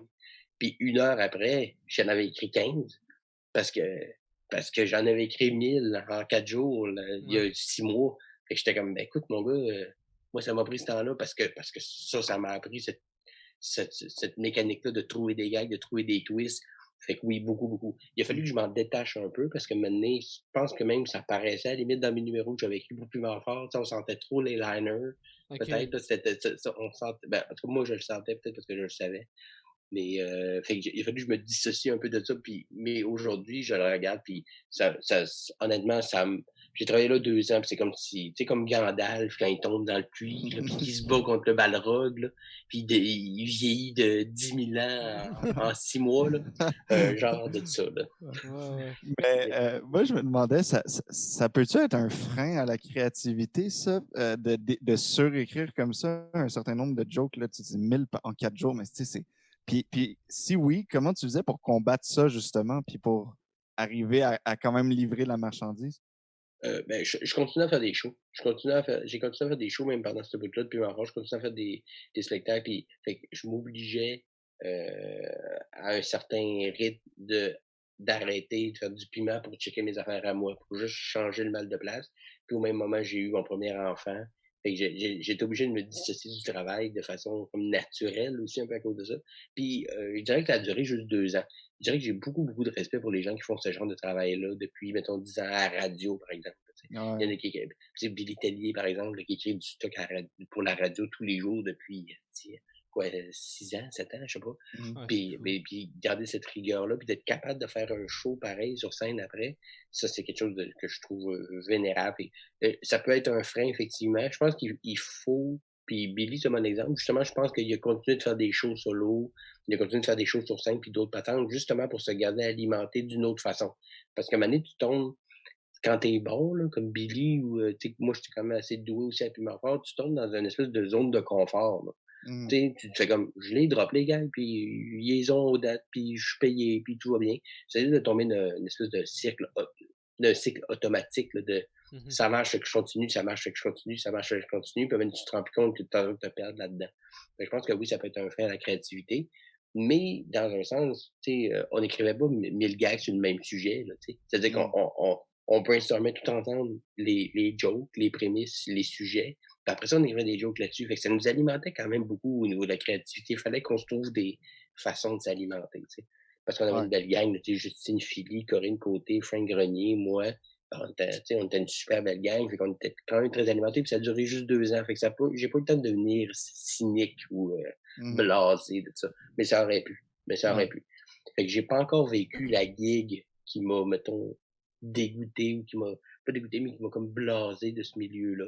Puis je dirais qu'une gig comme ça, aussi demandante, qui dure très, très, très longtemps, pourrait avoir cet effet-là pour certaines personnes. Il faut se trouver d'autres façons de faire sortir. Il y en a qui savent faire de la web-série, il y en a qui savent faire du stand-up, il y en a qui savent faire d'autres projets.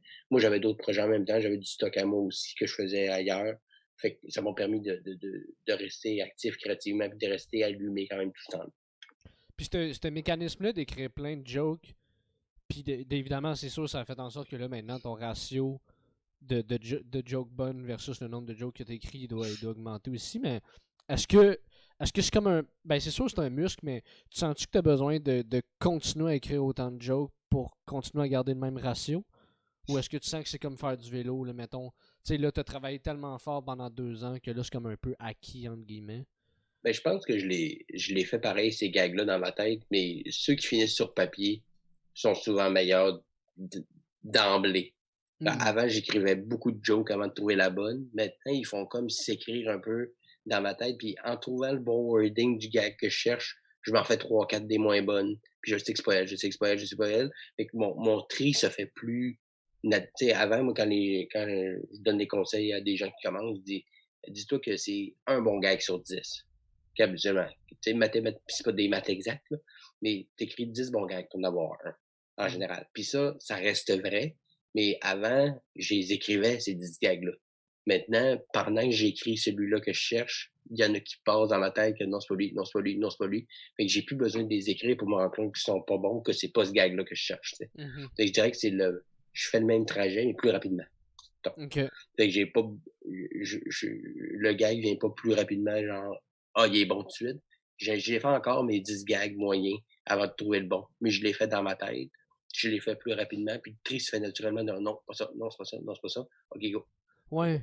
Fait que ça arrive plus rapidement. J'ai l'air d'arriver plus rapidement au gag, mais en fait, c'est juste que le trajet se fait dans ma tête au lieu de se faire par écrit. J'ai pas besoin de me faire confirmer par plein de monde que c'est drôle ou non. Je me fais plus confiance aussi. Mais je suis le meilleur juge de moi-même. Fait que le travail se fait à l'intérieur et plus rapidement. Mais il se fait pareil. C'est comme si tu avais internalisé finalement Exact. le processus. Là. Ouais. Exactement. Puis, mais ça reste le même processus. Puis je pense que c'est comme n'importe quoi, tu sais. Courir le 100 mètres à Usain Bolt, ça lui prenait 12 secondes. Maintenant, il fait le même 100 mètres, mais il le fait en 9,50. Mais c'est le même trajet. C'est la même distance, c'est les mêmes pieds, c'est les mêmes jambes, c'est la même durée d'un sens, c'est juste qu'il est capable de faire le même trajet plus vite parce qu'il s'est exercé à. Puis oui, c'est vrai que c'est un muscle. Tu sais, il n'y a pas de secret, il n'y a pas de lumière divine. Il n'y a pas de matin, je me réveille avec un aura de lumière qui me tombe dessus, puis j'écris juste la bombe, là. C'est pas comme ça que ça fonctionne.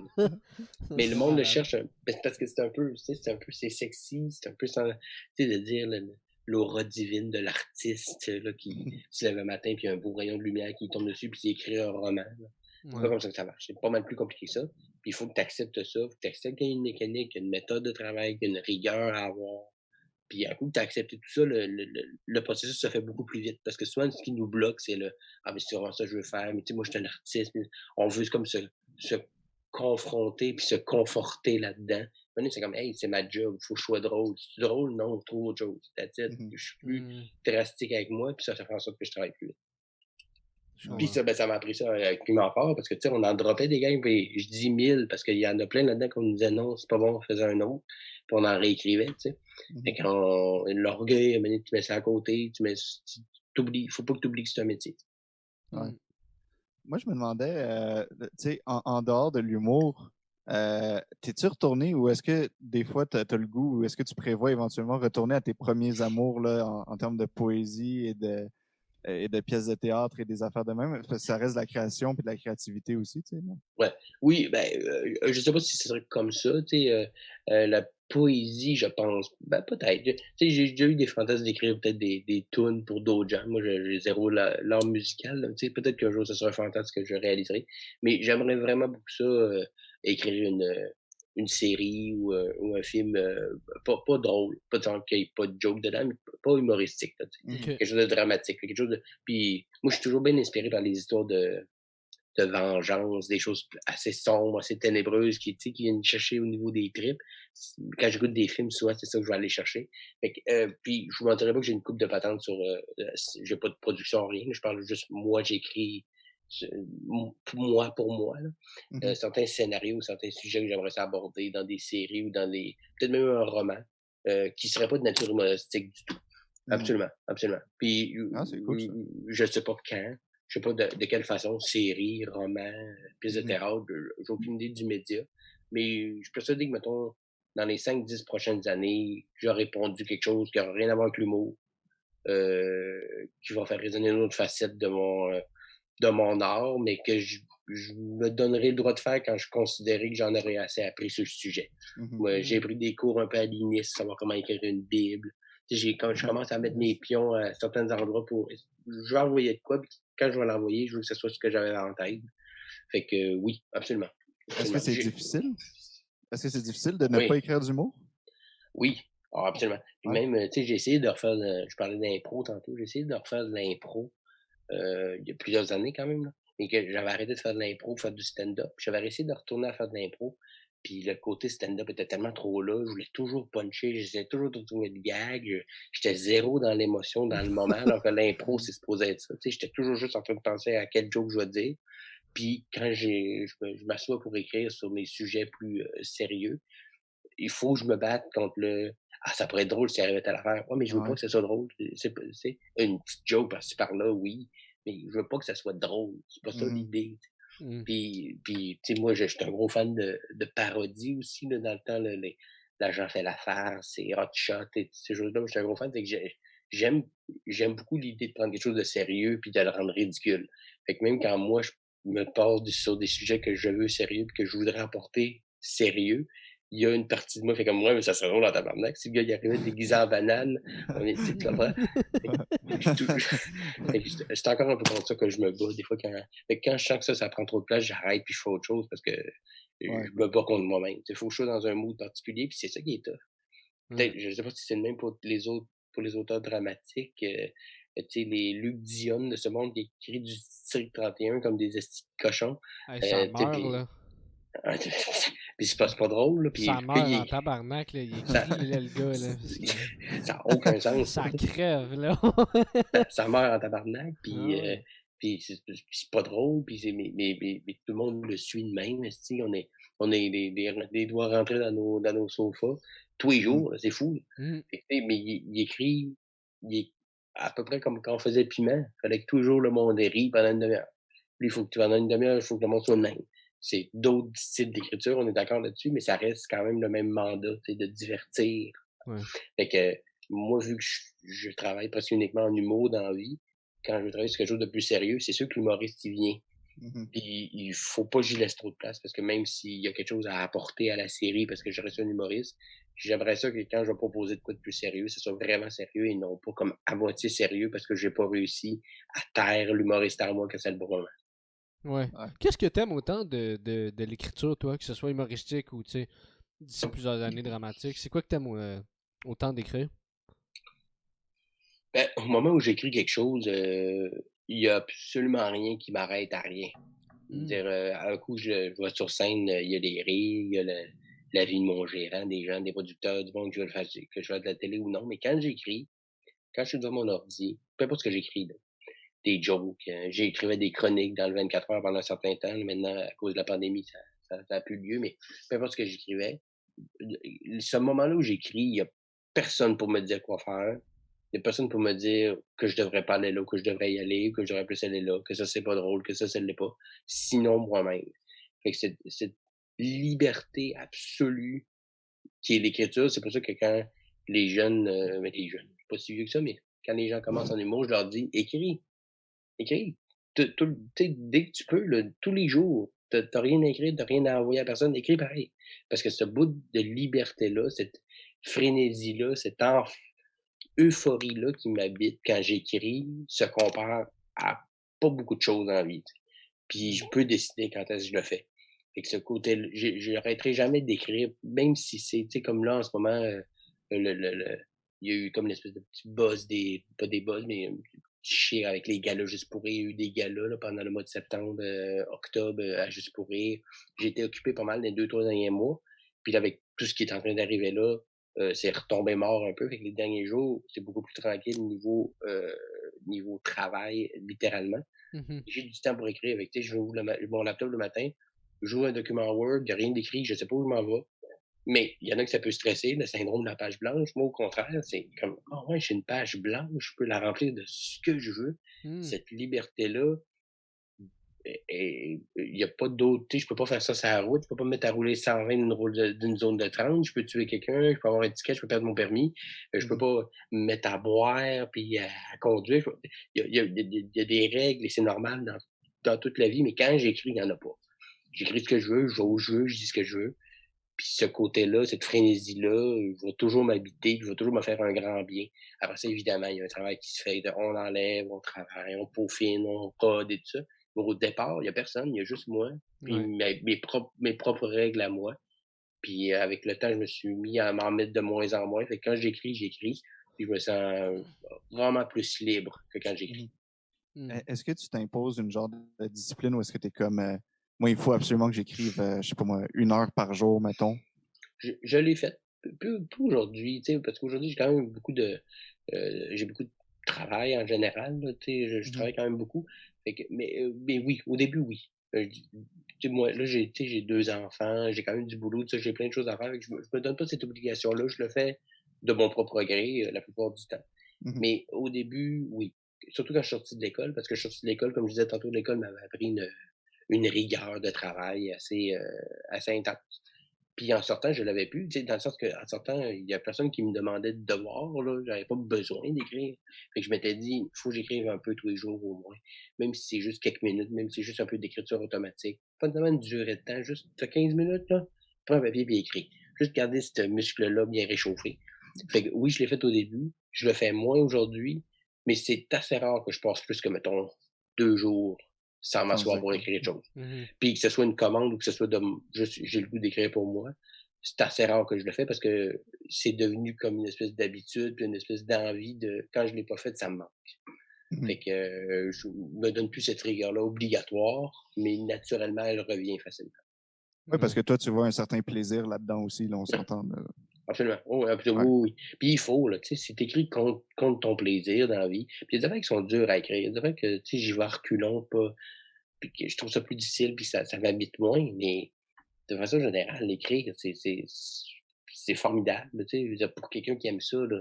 Après Mhm. ça, il y en a pour qui c'est, tu sais, moi, il y a des amis, moi, qui vont me dire, hey, moi, ce que j'aime, là, c'est aller dans mon garage, puis Ouais. commencer à gosser une bûche, puis de faire une belle sculpture, ou de faire un beau meuble. Moi, ça, là, faire des travaux manuels, ça me stresse. J'ai peur de me tromper, j'ai peur de me faire mal, j'ai peur que ça soit pas beau, j'ai aucun plaisir là-dedans. À l'inverse, si je disais à ces amis-là, pendant 1 heure tous les jours, il faudrait que tu écrives un texte. Un texte, écoute, tu veux, je parle, mais ça va les stresser fois 1000. Alors que Ouais. moi, ça me fait plaisir. Il faut juste que tu trouves ton plaisir. Ouais. Puis, mais si toi, tu sais, écrire, que ce soit à la main, à l'ordi, t'écris comme tu veux, là.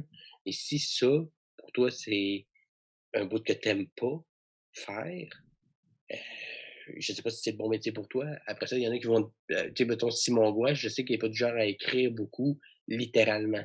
Genre, Mhm. d'écrire des textes, je pense pas qu'il y ait de bible de son show, là. Tu sais, je pense que tout est dans sa tête. Mais lui, il écrit quand même. Il écrit Mhm. dans sa tête, il écrit pas Ouais. littéralement. Mais il a un plaisir à écrire ses numéros en y réfléchissant. Il écrit du stand-up, il en écoute. Tu sais, il travaille quand même constamment. Fait qu'il faut Mhm. que tu trouves ta façon que toi t'aimes écrire, mais il faut que t'aimes ça. Peu importe la façon que t'écris, il faut que t'aimes ça parce que ça fait partie omniscient de ton travail quand tu fais de l'humour. Ouais, ouais. Humour et autres. Puis moi, j'ai commencé en écrivant des poèmes, puis j'ai été publié, j'ai gagné des concours de poésie, j'étais quand même Ah. relativement doué. Mais j'aime l'écriture de façon générale. Moi, ça me fait du bien d'écrire. Tu sais. Fait que je vois pas pourquoi je le ferais pas. Ben Ouais. oui. Ouais, définitivement. Comment t'as commencé? Ben, ouais, t'es venu par l'impro, mais comment t'as réalisé que c'est juste parce que tu t'es mis à en faire beaucoup? Comment t'as réalisé que t'étais bon pour être auteur pour d'autres aussi? C'est arrivé un peu par hasard parce que je t'avoue que je suis sorti de l'école de l'humour en 2010, comme j'ai dit, été Mhm. 2010. Puis à ce moment-là, ben c'est ça, je roulais un peu, je faisais des petits shows dans des bars, je gagnais pas ma vie de tout ça, là, je faisais des jobs en sideline. Mais je me suis même dit, hey, puis on m'avait dit à l'école d'humour, certains profs, dont Éric Bellé, vous connaissez peut-être Éric Bellé, il travaille pour Comédia maintenant, mais en tout cas, c'est un des messieurs qui nous donnait notre cours de gestion de carrière, qui nous disait, il faut se rendre indispensable.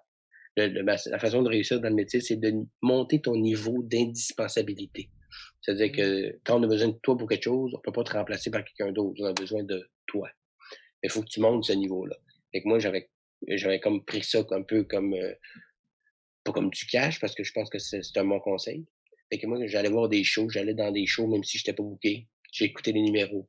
J'allais voir les gens. Hey, j'ai écouté ton numéro, c'était bon, j'ai pensé à tel gag, tiens, ça tente d'aller brainstormer. Et je me suis même fait aller voir des shows sur lesquels j'étais même pas PC pour donner des gags au monde. Puis ça a commencé avec Derek Frenette, après ça Stéphane Poirier, après ça Martin Périsolo, après ça. Puis je sais pas, des 100 personnes à qui j'ai donné des gags, il y en a peut-être 15 là-dedans qui m'ont rappelé. Puis c'est devenu des amis, c'est devenu des contacts. Puis de fil en aiguille, la demande d'auteur montait plus rapidement que la demande d'humoriste. C'est que je suis devenu, je faisais des shows pareils, puis j'animais au brouhaha, puis j'étais au bordel, puis je manquais pas de job au niveau de scène, mais les grosses gigs payantes et avec de la belle visibilité venaient plutôt du fait que j'étais un auteur assez efficace, puis c'est là que mon niveau d'indispensabilité est monté plus vite au niveau auteur qu'au niveau humoriste. C'est comme ça que c'est devenu, je suis devenu un peu plus pour plusieurs personnes, je pense qu'encore aujourd'hui, je suis plus un auteur qu'un humoriste parce que j'ai travaillé sur plus de projets auteurs que sur de projets humoristes, même si j'ai plus que 2000 choses dans le corps.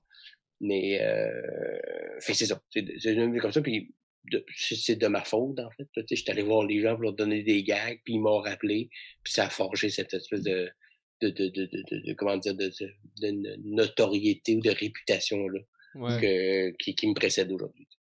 Ouais.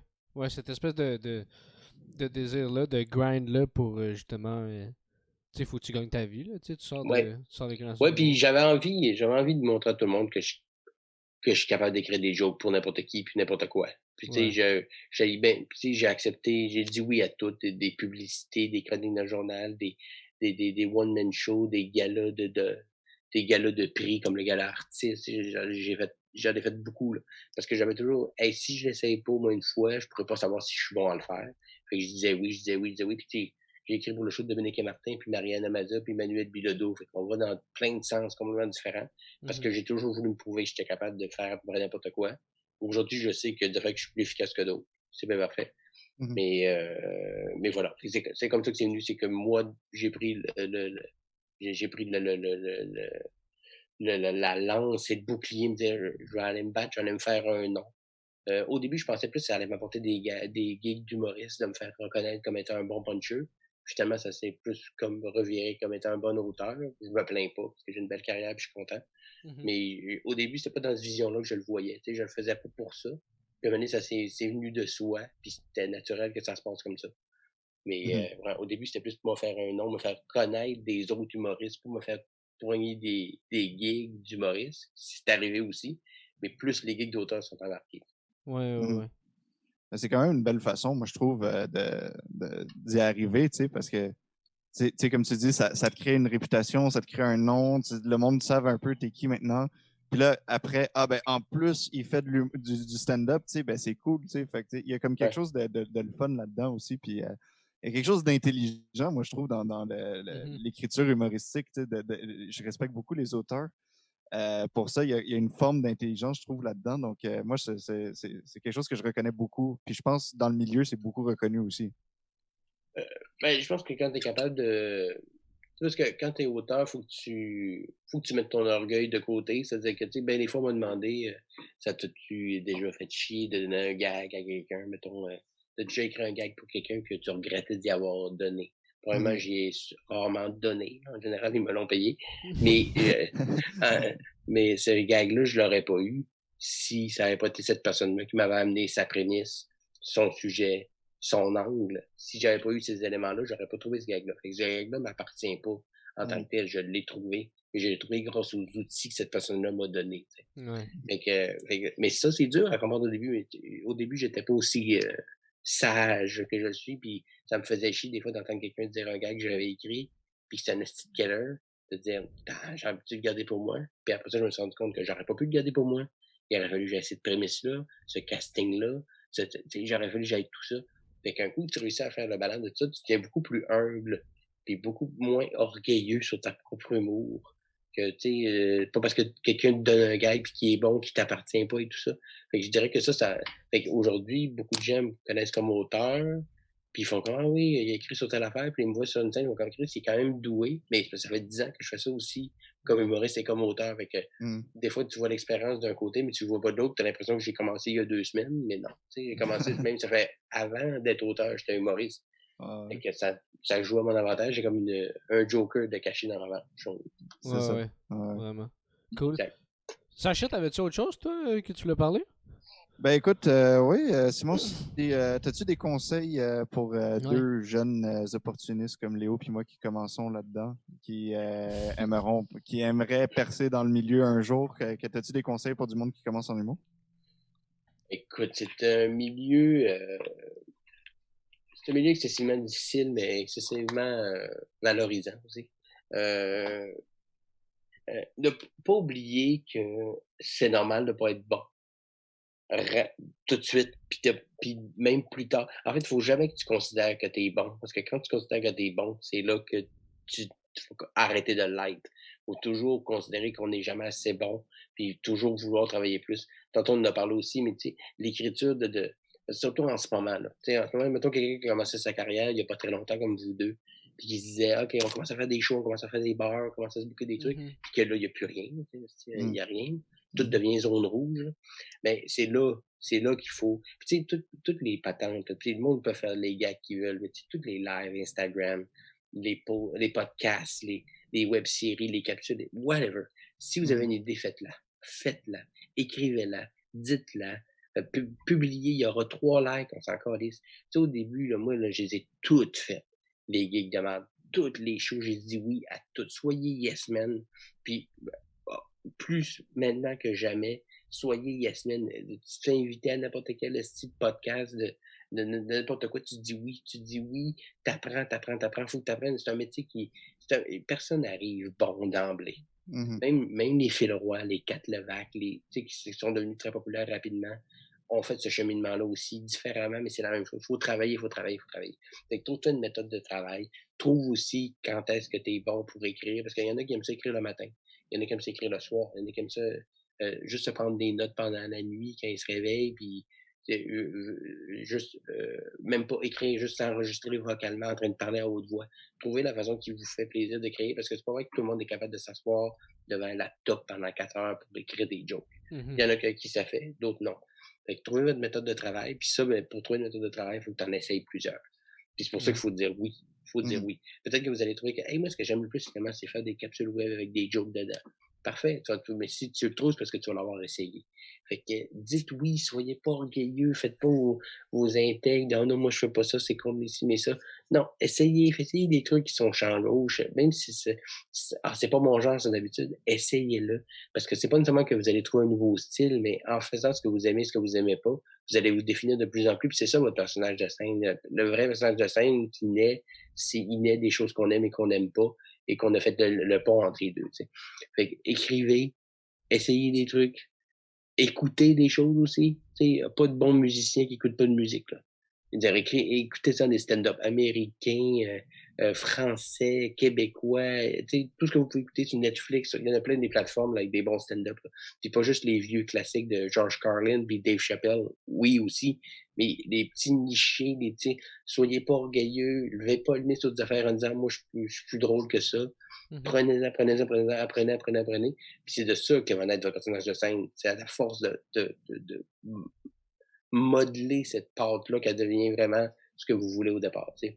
Fait que dites non à rien, puis soyez curieux, puis soyez allumés, puis dites-vous que c'est pas mal plus dur d'être intéressant qu'être drôle. Fait qu'un coup, vous allez trouver un bon thème, vous trouvez intéressant, puis à un moment donné, si vous êtes arrivé des choses dans la vie fucked up, puis peut-être que vous serez pas capable de les aborder tout de suite, mais si vous êtes arrivé des affaires fucked up, que ce soit vous êtes adopté, vous avez été malade, vous êtes, des petites déchirures qu'on a dedans, des fois c'est des affaires microscopiques, ben, quand c'est unique à vous, dites-vous que c'est payant. Il faut aller creusant dans nous autres, dans toutes les déchirures qu'on a pour être payant, intéressant. Puis après ça, rajouter des gags, là. Ça, c'est la job qui embarque après. Le plombier, il va pas te poser un évier, il va le réparer. c'est ça, ton humoriste, il va te rajouter des jokes à quelque chose qu'il n'y en avait pas au départ. T'sais. Oubliez jamais ça. Puis, être drôle au départ, non. C'est 20% de talent, 80% de travail, au minimum. Non. Cool. Ouais, Nice. vraiment, vraiment cool. Ben écoute, ça paraît que t'es Yes Man, puis merci beaucoup d'avoir dit oui à notre podcast d'ailleurs. Hey, ça m'a fait C'est plaisir, les vraiment gars. fucking cool. C'était vraiment nice, c'était super, super intéressant. Ben, j'espère que j'ai eu bien du fun à vous jaser, les gars. Puis, longue vie à votre podcast.